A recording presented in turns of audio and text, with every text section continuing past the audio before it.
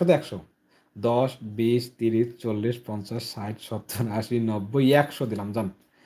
বেশিরভাগ মানুষ বললে ভুল হবে না। 99, 9.5% আরকি। মানে 99, 9.5% মানুষ সাঁতার না জেনেই কি করে পানিতে ঝাঁপ দেয়। এটা নিজেই প্রমাণিত আমার।